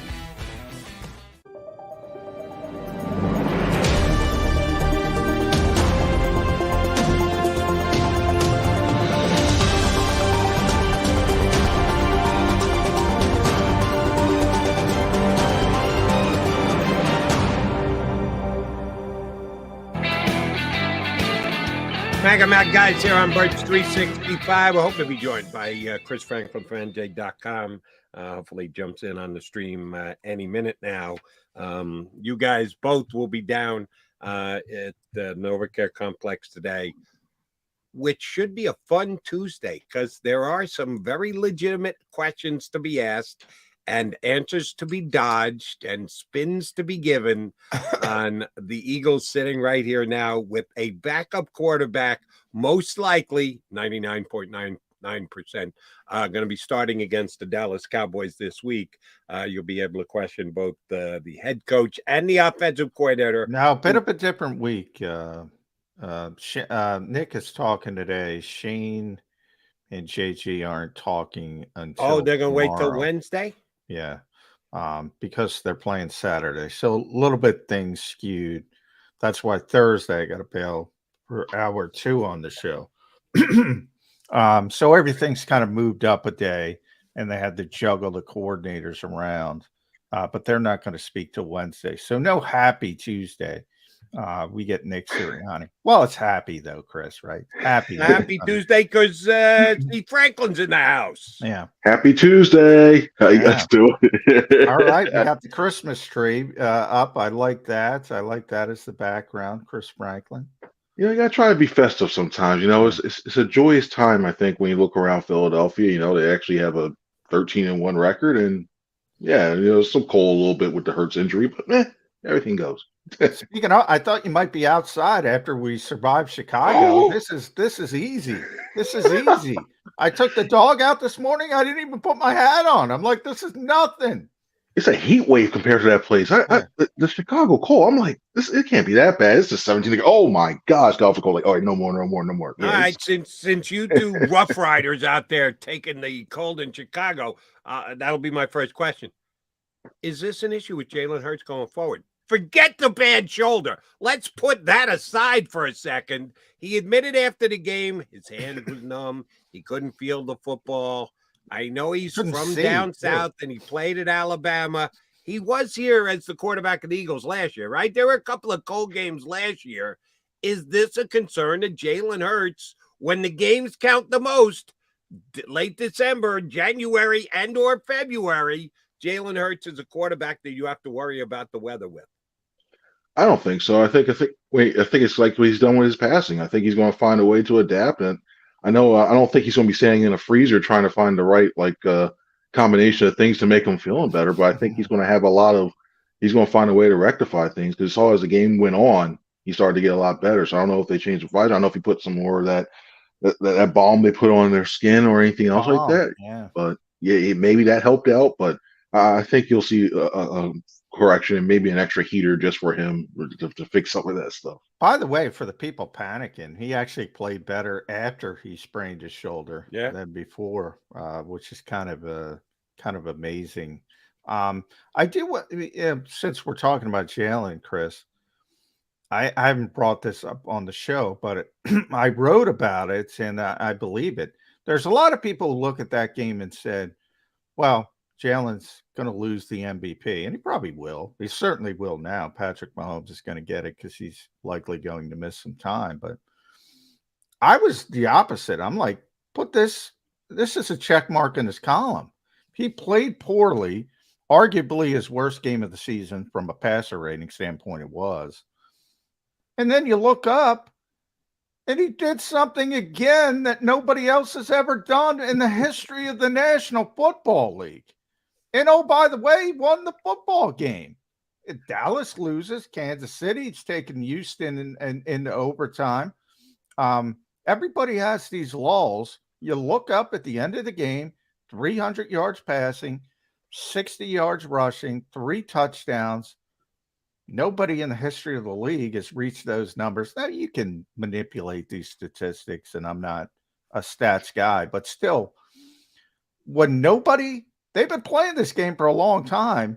When nobody does that and you're saying, oh, this is a terrible game from Jalen Hurts, I don't get it. It's crazy because it's become a Sunday night ritual now when we all get the email about saying, okay, from the 7 stats from Sunday, it's basically become Jalen Hurts every single week. There's something new that he's doing. And I think when the MVP, I really think it was one of those things where he probably could have played if it was like a playoff game or a game where the Eagles needed to be like, hey, you need to win to continue to have a shot doing. He probably would have gutted it out and still be playing right now. I mean, I agree. Shoulders He'd be thing. playing. If they needed this game, he would play. Yeah. Yeah, I think so. I think so. And I think the fact that, especially when they're saying like, okay, it could be a couple weeks, that sounds like a grade 1 sprain to me. And when you see that, and usually the way he was still throwing the ball, it probably was more sore the following day. So that's why he's like, all right, you know what, let's take it easy. But I just look at the way he's doing it right now, and if he probably had one more game playing, if he was playing, I think if he played against the Cowboys and he won, I think he would have sewed it up. That's I think personally. But the fact that he's going to miss it now, I think that basically Mahomes is going to sit there and Andy Reid's prediction that he made last week is going to be correct now. The MVP conversation is one thing. I want to have a different conversation about Jalen Hurts going forward. If Gardner goes in and plays well and they win the game, that helps to add pressure to Jalen Hurts. If Gardner goes in and loses the game, it may help Jalen's MVP status, but it also is going to ratchet up the pressure for the playoffs because people are now talking about, well, you can't play the football game like this. You're going to get hurt. We can't make him the quarterback of the future going forward. How much did the pressure get ratcheted up on Jalen Hurts because he took a bump in the shoulder and is going to cautiously sit out the game this week? I don't think it put any pressure on him when it came to that aspect. I think all the pressure's on Gardner because he's a free agent after this year, and this is his chance in front of a national audience to show that, hey, you know what? I deserve to be in the conversation to be a starter for another team because we all know that he wants to be a starter. He's voiced that last year. He voiced it. He's looking forward to it again before the season. He's mentioned that he wanted to be a starter as well too. So I think there's going to be a lot of pressure more on Gardner than I think what Hurts when everything is said and done. And listen, I've seen the way that he's done. I think he can handle it. I think Gardner can do that, especially with the mindset that he comes in with. So I think he can have some success when it comes to that. What would you like to wager with me, Chris Franklin, that Gardner Minshew is not a starting quarterback opening day in the NFL next year? That's a lot of teams. Oof. 32 teams. 32. You got 32. Here's the number I think he's a top 32 quarterback. I don't know. I think he's going to be in a competition with somebody in training camp. I really do. Well, here's the issue. Like, I agree with you, Jody. He's not going to be a starting quarterback, but I also think he's a top 32 quarterback, but it's not a strict meritocracy. Like, everyone looks at Gardner's upside and says, we need a better upside than that. We don't want to designate him as the starter, but he should be a starter. He should be a starting quarterback, but everybody's going to, whether they're going to draft a kid or they're going to try to develop somebody with upside. That stinks to high heaven, but at least they can sell to their fan base. Well, he's got upside. Gardner Minshew's Gardner Minshew. So I think Jody's right, but I think Gardner Minshew's a starter. I think he's one of the best 32 quarterbacks in the world. And then when you look at the Houston Texans and their history of taking quarterback as well too, who knows? Gardner might be the one. The next thing he's the same thing. So I think he is in my top 32. I probably think he's I'm not going to make a Chris Sims list. Bottom 5, but he's in my top 32. But he would be bottom 5. But I hear what Jody's saying. Nobody's going to sell that to their fan base. No chance that he's their starting quarterback at the start of the season. Could he start games? Well, he's starting a game this week, and he's going to start games in the future for another team, but it's not going to be as the starting quarterback. He'll come in when a guy gets hurt. Mark my words. All right, let's talk about Jalen Hurts and the injury because that's the whole thing. So I want to get where you are with this, Chris. Jody knows where I am. I know where Jody is. You have this narrative that the Eagles have to protect Jalen Hurts. I don't know if it's the timing because they're 13-1, but they're running him too much. They're putting him in peril too much. Where are you in that debate? I don't mind them running him. I don't think that the way I wasn't a fan of the way that they deployed their running game against the Bears. I thought the fact that you had to wait till 6:41 left in the second quarter to get Miles Sanders his first carry, I thought that was pretty troublesome as well too. Like, for me, the limit is about 10 to 12 runs a game for Hurts, and that's even then I feel like that's kind of high. I don't mind when it comes to the zone reads. and he has to pull the ball, okay, I get that's available too. And if you're down by the goal line and quarterback sneaks, I know they count into that. That I have no problem with. The victory formation, they count that as too. well. That too, yeah. But I think as he starts to go along and he starts to get a little bit older, you want to see this guy for as long as you can because, listen, he's in line for an extension, and I'm pretty sure that the Eagles want to have him around so that they're not paying him all his time, paying him his whole entire time, while he's just sitting on there on the IR. So I think as the years go, I don't think we'll see as much running as we do, say, a year, 2 years down the line for that. But for the rest of this season, the Eagles cannot have him running as much as they did on design runs because they do. They're just setting themselves up to potentially seeing Gardner Minshew coming in more and more if they do that. Right. John used the word change in the first hour. You're right. The Eagles aren't going to change their offense. They can tinker with it. They can make adjustments. They can scale it back slightly. Not talking about installing a whole new offense to protect Jalen, but the play calling can be directed in a way that puts him less in harm's way. And that you and I see it the same, Mr. Franklin. All right. When you get a happy real quick, Jody, because I just want to get a follow-up on the injury, because I thought Matt Eberflus came into this game with a plan to be physical with Jalen Hurts. And I heard Kevin O'Connell talking yesterday about how teams are taking shots at Justin Jefferson now. Is that a concern? Because while football isn't what it was in the 90s, are teams going to say, just take shots at Jalen Hurts, especially now with the shoulder injury? Are we going to see that? Honestly, I'm shocked it hasn't happened more across the league with all the different quarterbacks, because I used to have a coach that used to say, hey, take a 15-yard penalty as long as you knock the quarterback down and send a message. Okay, do that. Because once you get that first hit on the quarterback, that first truly impactful thing, they're thinking the whole entire rest of the game. I mean, taking shots beforehand, start looking like, get up like, I don't know if I want to do that ever again. And it's like, well, question, why am I on this field? So I look at that stuff. That's the thing. I know the blitzes aren't getting. That's why I think the Eagles made a point to really work on their blitz pickups in the offense when it comes to blitzes, because they know teams are going to get free shots. I mean, you don't want to keep them upright. You don't want to keep them accumulating these hits. So I think we're going to see it for us this season. It's a matter of how creative some of these defensive coordinators are going to be to make sure they get a free runner to go ahead and put those shots on. And look at the rest of the season. Saints, I think, could be a problem with that. Giants, not so much, but in the playoffs, I think if they face the 49ers, say like a D'Amico Ryans, I think he could find ways. I think, to get Hurts on the ground a few times. So that's what has me concerned if it's a matchup. If he were playing this week, Micah Parsons would have found a way to get the Jalen Hurts. Oh, yeah. And make him pay a physical price. But that now is out the window because Gardner Minshew is going to be their starter. All right, let's go to the other side of the ball. I know you guys don't get a happy Tuesday, but you get a happy Wednesday instead. I brought this up with Les earlier. 6 more sacks, 6 more yesterday. Yet there are still members of Eagle Nation fan base that say, yeah, this guy's not aggressive enough. When you lead the league in sacks and he's widening the difference between them and the Cowboys, who's still number 2 each and every single week, how does Jonathan Gannon just not laugh out loud when he talks to you guys on Wednesday?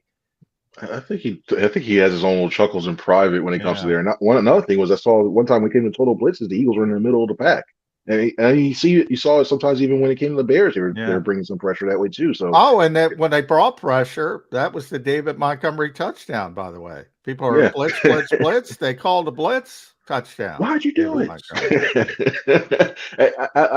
I think Gannon's done a really good job. I mean, I think when you hear the way that Hassan Reddick talked after the game, when he's asking the players, like, hey, what do you like? And he sees that, and he's getting a feel for it, because those guys are actually experiencing it. They're seeing it from the field level. And then that's when you have guys in the booth up at top there looking at it too. Marrying those two together, he's trusting the veteran guys that are on that staff that and putting them in positions what they feel comfortable with. And you're seeing the dividends from that. So I have no problem with that as well too. And you can't blitz all the time, because if you want to be blitz happy, look at the Giants and look at what their defense is doing right now. I know they don't have the same personnel like the Eagles do, but at the same time, you look at this thing. There's a reason why they have live by the blitz, die by the blitz. So you can't consistently do that, and especially they've in this been game. So successful. I mean, what else do you want?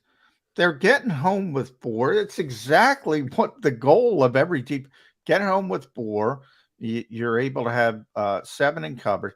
I don't understand why people are still complaining about this defense, other than they don't realize what year it is. So they're comparing it to Buddy Ryan or Jim Johnson or Bud Carson. Compared to the other teams in 2022, I mean, 55 sacks, which, by the way, the franchise record is 62, I believe. They're going to break that most likely. They've never had more players with 6 or more. So all the Reggie Clyde teams, whatever team you want to go, they've never had as many different players with 6 or more. Sweat's gonna at 9.5. Yeah, Slay was joking around about that. not quite 10 yet. Javon Hargrave, boy, that's a difficult decision with him. He's having such a big year on a contract year. Hassan Reddick has been. Jody should take a bow because he's been advocating for Hassan Reddick since basically when he was in Arizona. He's been phenomenal for this team. But JG deserves a lot of credit. Yes. And this is what I brought up earlier in the show. Boy, he surprised me with the safety work. He toggled between Avonte Maddox and Kayvon Wallace. Everybody was like, is he going to start Kayvon or is he going to elevate Anthony Harris? He said, you know what? We don't need a nickel corner because Justin Fields can't process, has terrible receivers. We're not worried about the passing game for the most part. We're not going to need a nickel that much. When we don't need a nickel, play Avonte at safety. When we do need a nickel, play Kayvon at safety. Man, I was like, I didn't see that coming. Yeah, and I have to give credit where credit is due. Kayvon Wallace did play a good game on Sunday. They both played. Avonte was in on the 2 forced fumbles. Kayvon led the team in sacks. So Kayvon did what he does well. Avonte does what he does well in coverage. I thought it was brilliant. It was really good, and I think that one thing that we saw, and I'll get back to JG in a sec, but I think the one thing that we saw is really underrated when it comes to Avonte Maddox is his ability to help in run support. And that was a full thing. Even before this game, he does a great job setting the edge. He gets a great job turning everybody back. But I think that goes back to how Gannon is looking. He's got a good feel for what his players can do now. And I look at that too, because I just knew like, oh, Anthony Harris is coming up. I thought it was a shoo-in that he's coming in that way too. The fact that he had confidence in his own guys. He stuck with his own plan. He stuck with his own game plan and looked at it and saw that. I thought that was huge, and it worked out very well for him. So Gannon's playing his way out. He's playing his way out for Philadelphia, but for a good reason. And I think for Eagles fans for the time being right now, I think they should just enjoy what he's being able to do right now with this defense, this historic defense in terms of what the Eagles are doing. All right, 2-part question for you, Chris Franklin. Number one, who throws more interceptions in Saturday's game between the Cowboys and the Eagles? Dak Prescott or Gardner Minshew? Prescott, because I think overall, when you look at the way that Gardner plays his type of game, because I found this out yesterday. I was looking up the numbers. Gardner Minshew plays well especially when they use the play action pass. Especially this screams run game for the Eagles. I thought last week would have done it too, but this screams run game for the Eagles, and the way he throws the play action, he's only thrown 1 interception in his career. I think like 7 touchdowns, 1 interception when they use off the plate and do that. And then also you look at the intermediate short game. RPO in your definition, is RPO considered play action? To me, it is. I think that is as well too, because you got to give that look to go ahead like you're and give it to Sanders as well too. So I look at that and I see the short intermediate range. And then the fact you have Kelvin Joseph, I throw it to Kelvin Joseph's way each time, and just with Devonta Smith, and just go, okay, you know what? He's probably not going to pick it off. The worst case scenario is going to be incomplete. So why not do it that way too? So I think Dak throws 1. I don't think Minshew throws. I think Dak has just 1 more interception than Minshew All right. does. So if Dak has more interceptions, and it sounds like you think the Eagles can win the game. If they win the game, who's the starting quarterback against the New Orleans Saints the week after? I think it's going to be. I think it's Hurts, but I think it's maybe a quarter or a half, because then that way you still get him back in the feel of things, get him in a rhythm. And I think that last game against the Giants, I think you maybe have him for a drive. I don't think you even dress him for that last game. I think you just give him. Supposed to be the next two are going to be treated like if they win this game, you treat these next two like preseason games all over again. That way, so you're actually changing, because I gave you credit in a couple of different places last week. You had the idea of if they beat the Cowboys, everybody sits against the Saints because it's a bye week. But then the last week, you got to balance it. You got to give them a little play. You don't want them too rusty going into the playoffs. That you would look at the Saints game as basically a bye, which I hadn't even thought about. And I said, that Franklin kid's pretty smart. But here's where you're wrong. If the Eagles win this week, the starting quarterback against the Saints is the former Saint, Ian Book. they will put Gardner Minshew in protective wrap as well, because if Jalen's got an issue and Gardner is needed come playoff time, you can't put either of those guys at risk. But here's where I'm thinking as well, too. Here's a little like a caveat of this as well, too. If you let the Saints win, that pick gets worse. So they're not worried about that. They're putting that in the rearview mirror. It's all about Howie's gonna finally put the stake through. Howie might want to lose that game actually, because he can't take advantage of Mickey Loomis if he's not in the league. Remember how the Phillies used to have the Astros used to be the unofficial farm team for that? Yeah, it seems to become the unofficial farm team for the Eagles. So you got to keep Mickey in the league. So maybe you give up a couple spots and draft. Here's the problem for both of you guys. What happens if the Saints win this week and they're actually in the mix for a playoff spot? Yeah, this is my concern. In the draft, it could be 19th. Because the Saints could make the playoffs and win that stinking division. Yeah, I'm not worried about the draft because this team, the championship window is open.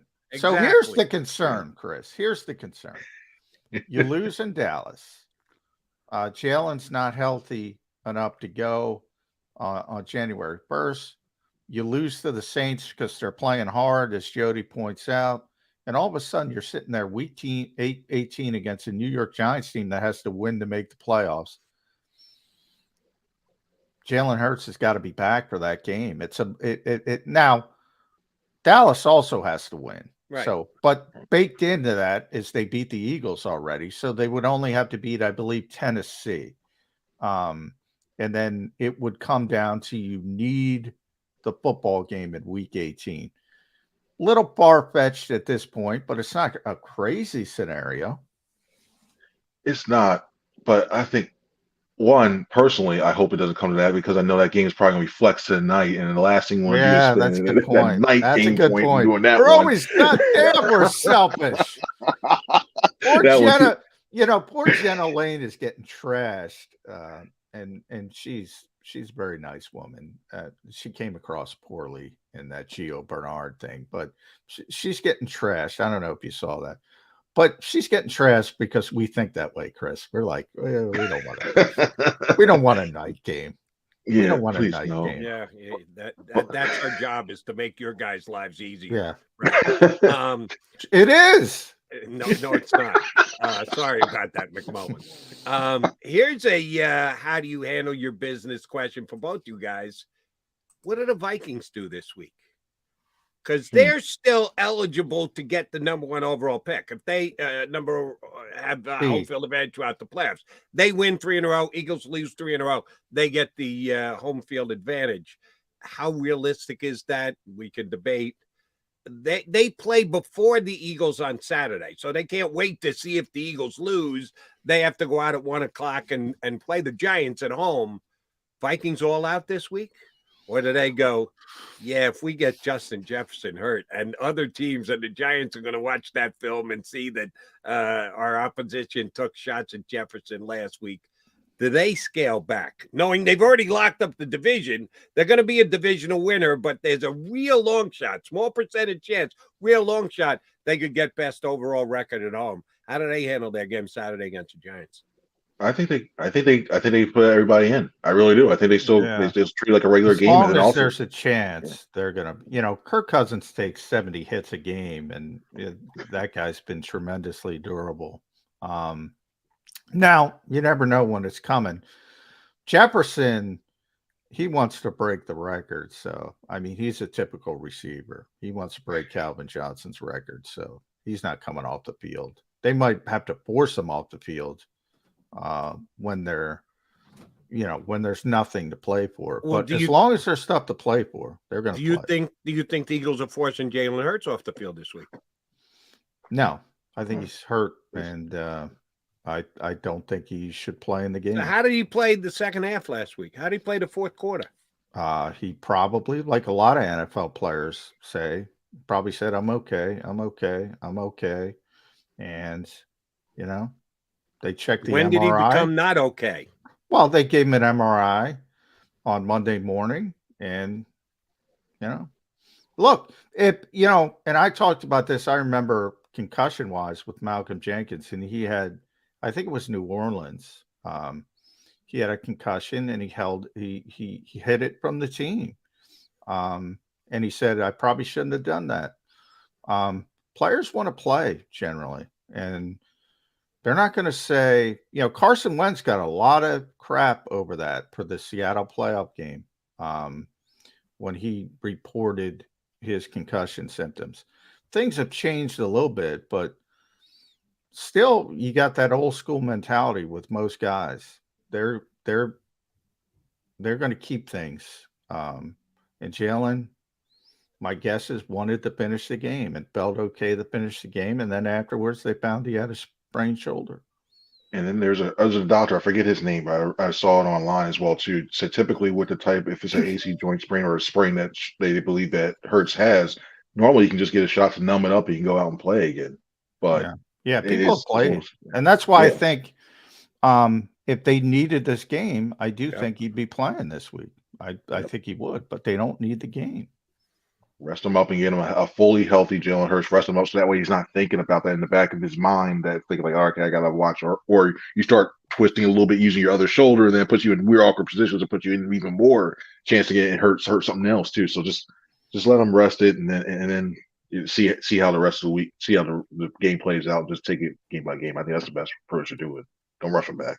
Agreed. All right. So if Gardner Minshew leads the Eagles to a victory, will he, day after Christmas, come into Nick Sirianni's office and say, hey, what do I have to do to be the starting quarterback of the Philadelphia Eagles? Will we get a redux from last year after the win against the Jets? I think he will, but I think I think he'll do it in jest. It's like, hey, you see right now. Hey, Nick, you see what I did out there? Hey, I led us to a division title. Hey, what's going on? And I can see Nick is like, he's like, I get you, I get it. And then we'll hear, I love the competitive spirit that he has, but I think we all know Jalen's our guy. I can see that sequence happening one by one by one. 100%. And I know it's a joke and we're talking about it, but Gardner's blissfully unaware. He's very competitive, and he thinks he should be a starter. And that's a good thing, by the way. He should think that way. Yeah, one of the great quotes ever. I put him up there with I always tell Jody my two favorite quotes. The one's obvious, John McKay back in the day. You're talking about his team's execution. He said, I'm all for it because they're so bad. And then Brian Kelly tried to do that, by the way. It didn't go over well in the modern era. And then Tom Moore asked why you don't practice rep with the backup quarterbacks. And he said, if 18 gets hurt, we're bucked and we don't practice buck. That's my favorite. That's my favorite of all quotes. But Gardner had a great quote. And when Trevor Lawrence got drafted and he stopped taking dumps because he doesn't believe in number twos. Wow. Yeah, that is a good one. I've never heard that. That's never bravo. heard that before? Oh, I never heard that one. No. All around last year. Gardner my ran gosh. Yeah. And, he wasn't beating out Trevor Lawrence, the number 1 overall pick, but he thought he was. One of my favorite quotes that Johnny Mac relates to all the time is Adrian Peterson. Wow, that was a great one, too. Yeah, that was a great one, too. He's an FU player. He's an FU talent. Sorry for the guy who was carrying the ball. Chester Taylor was a darn good back, Chris. So I'll say it real quick. He's coming off a 1,200-yard season. I think he had 50 catches or something, so he was pretty good all around back. And the Vikings drafted Adrian Peterson, so I asked one of the personnel guys, you got a good running back. You need a lot of help other places. And he said, I love Chester Taylor, but fuck Chester Taylor. This guy's different. And he was right. He is spot on. Adrian Peterson was that type of player. All right, Franklin. I know everybody will be reading you on NJ.com leading up to the game, after the game, and everything else. So you'll make your official pick then. But you have to at least give us your lean here today. Are the Eagles coming home from Dallas on Christmas Eve 14-1? I'm leaning yes. Just by looking at the way this Dallas defense is playing right now, there's even with Gardner Minshew in there, the Eagles have the receiver talent. If you do get Dallas Goedert back, the way I think that adds more, and he and Minshew had that connection in that game against the Jets, so I think that's big as well too. And then I look at this way that this defense is playing, and look at the way Dak is playing, and you see the way it's going around. I think this is trending to me. It's trending to a way that the Eagles come home, and I got the odds on favor. Like I'm trying to figure out who's going to be the one to have the Jeff Garcia moment after the game. Is it going to be Minshew going Merry Christmas Philadelphia? I'm trying to see who's going to do that one if they win this game. I think they got a chance, but I got to debate this one. I'm going to be mulling this one all week before. I don't know who I'm picking in this game. I think the Eagles got a shot, though. I think Gardner Minshew is capable. And I don't know if that's good for the Eagles. If he plays really, really well, it is good. But there's going to be a narrative out there that says, see, Jalen Hurts is a system quarterback. And I think it's going to be a dumb one, but it's going to be there, unfortunately. System his way into MVP conversation. So, okay, yeah, you go with that, guys. Chris Franklin, always a pleasure. Thank you much for jumping in. We will get you on again. Sorry for all the cursing, Chris. I got weird FU. It's just another Wednesday. It's just another Tuesday, man. Tuesday. Happy effing Tuesday. Profane Tuesday here on Birds 365. You sent me down the good quote list, Jody. McMullen will see you on Christmas Eve. I will not. So have a Merry Christmas, and we'll talk to you next week. Buddy. Appreciate it. Thank you guys very much. Happy holidays to you and everybody watching. Thanks, Franklin. In front of the tree here on Birds 365. All right, Mac and Mac coming back. You know what we got to do? Oh, we'll be doing it all week. It's Christmas week. Of course we're going to put a bow on the show. Post-game show with Seth Joyner. I knew that they had a running game. Derek Gunn. He has put in the effort. Devin Caney. Had we not won the Super Bowl, what would we be saying? And Mike Missinelli. Well, you know who Philly is. Post-game, now streaming on the 6ABC family of apps.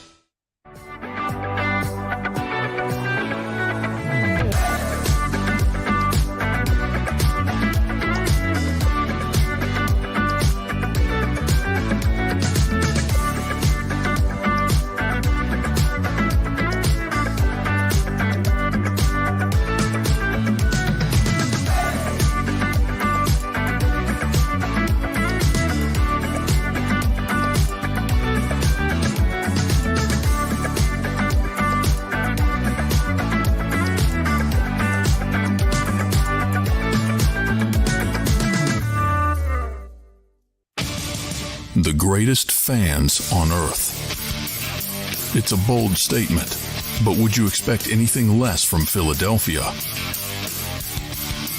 58 years of heartache creates a toughness, a grit, a resolve not found in most. Sure, our prayers were answered, but now that we've had a taste, we're looking for more.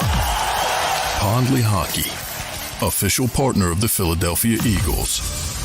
Number 1, Jeff D'Ambrosio. Destination Downingtown is rolling back prices for December to remember. For a limited time, you can own, not lease, brand new 2023 Jeep Wranglers for only $30,995 or $339 per month. New Ram starting at only $30,995 or new Ram 1500 Bighorn Crew Cabs $189 per month. Zero down can deliver. Get the price you want, the selection you need, and the VIP treatment you deserve. Jeff D'Ambrosio, Destination Downingtown, Big Finish Sales Event.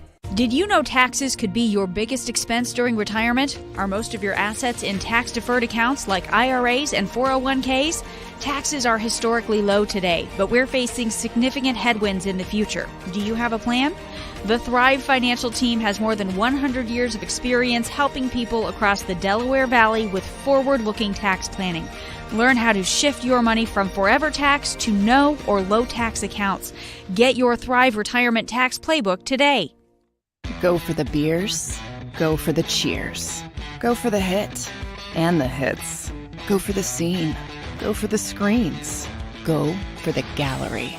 Go for the win. Go to Ocean.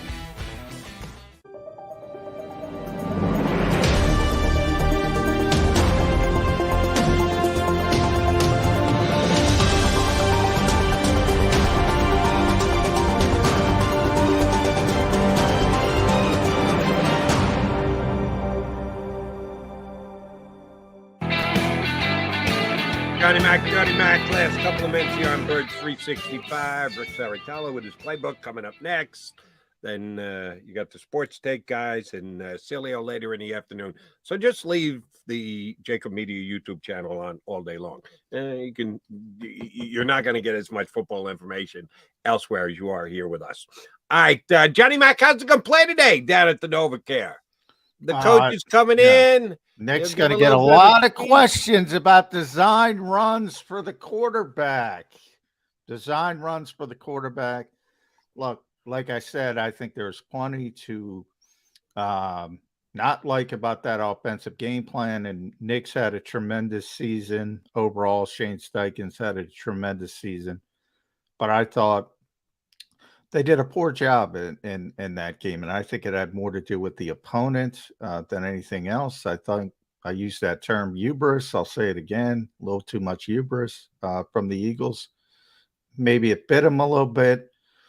And the design runs, Nick's going to default to what he always defaults. And from his definition, it's not some of them aren't design runs. So the number you're going to hear is 12. Design runs for Jalen Hurts. Personally, I disagree with that number because zone reads, read options are about reading one specific player. So it can go either way. And that's the Eagles offense. So that part of it, I can't complain about too much. And I was on with Tone last night doing football 24/7, and I'll give Tone credit for one of his sayings. I think he said, I don't want to take away Jalen Hurts' superpower, but then he wanted, so I also ripped Tone. Sorry, buddy. You want to take away Jalen Hurts' superpower if you don't want to involve the running game. So it's one or the other.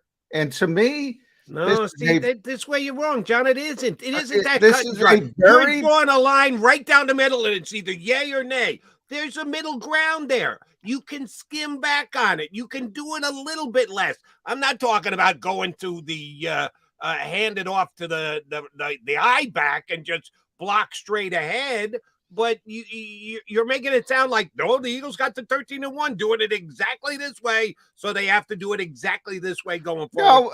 No, first of all, they don't do it exactly this way. One of the things I've been most impressed about this team is their ability to toggle back and forth from week to week, depending on the opponent. And that's where I said the Eagles have generally done a phenomenal job of that offensively. I think they had a little bit of a hiccup coaching-wise against Chicago, as I've said. What I'm saying is, and I'll default again, this is not a run-first offense, not a pass-first offense, a Jalen Hurts first offense. What I'm saying when I say that, Jody, is this is a very unique player. The offense is built on Jalen Hurts. Jalen Hurts is the reason Miles Sanders having a career year, not vice versa. So I guess it depends where you are. There's a lot of people who don't believe in Jalen Hurts. And for those people, I get it. I think he's the MVP of this league. I think he's carried this team at times. I think he's dominated the NFL, and it surprised me, but I've seen it week in and week out. And I'm riding this thing because the championship window is open. I'm not worried about next year. I'm not worried about the draft. The championship window is open. And if anybody knows this, it's Dan Marino down in Miami when he was, in the second year or whatever it was, Jody. And he went to the Super Bowl and he thought he was going to go back all these times. And man, nothing's guaranteed. And when you have an opportunity, you better try and seize it. That's where I am with this team. And I agree with you in that it should all be about 2022 and the 2023 Super Bowl.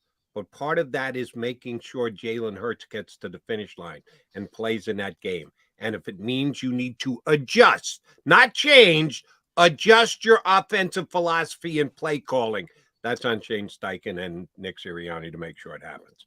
All right, partner, I say we do this again tomorrow. Thursday, you're going to be out for the second hour because you got another Sirianni thing. But I get McMullen for the full 2 hours tomorrow, right? Correct. And I apologize in advance, Jody. Johnny Mac and I will be here again tomorrow in 2 and 2. You've been listening to Birds 365, the destination for the passionate Eagles football fan who bleeds green. If it's Eagles football, we're talking about it. Debate inside the locker room and guests that are some of the greatest football minds from around the region. We hope you enjoyed the show. We know we had a blast. Make sure to like, comment, and subscribe, and we'll be back soon. But in the meantime, hook up with us on social media at JAKIB Sports. See you next time on Birds 365.